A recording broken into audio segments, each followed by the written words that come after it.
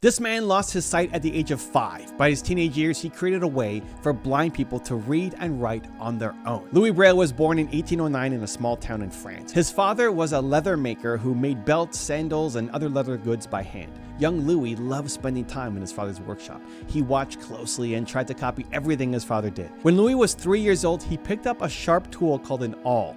Louis was trying to poke holes in leather just like his father, but the tool slipped and stabbed him in the eye. His parents rushed him to the doctor. At first, they hoped the eye would heal, but medicine was very limited at the time.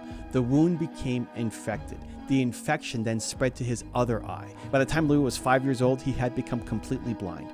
Even after losing his sight, Louis never stopped learning. At home, his parents read to him out loud every day. Louis listened closely and remembered everything he heard. He learned through sound and touch. He became very aware of voices, footsteps, and objects around him.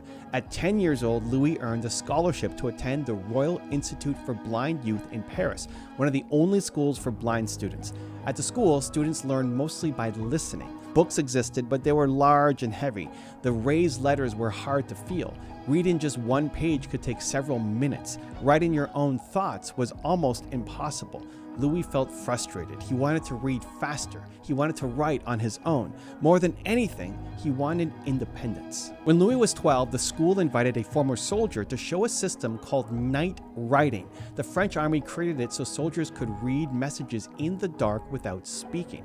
It used 12 raised dots. Most people thought it was too hard to use, but Louis saw potential. If soldiers could read with their fingers, then blind people could too.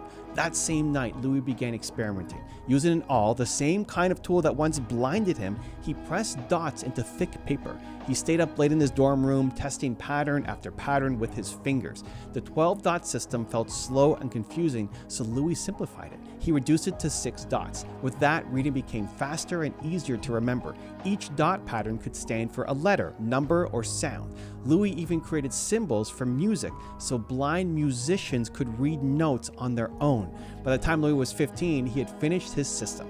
At first, he called it his tactile method. Later, others named it to Braille to honor him. But the teachers rejected it. They believed blind students should only listen, not read or write on their own. They said raised letter books were enough.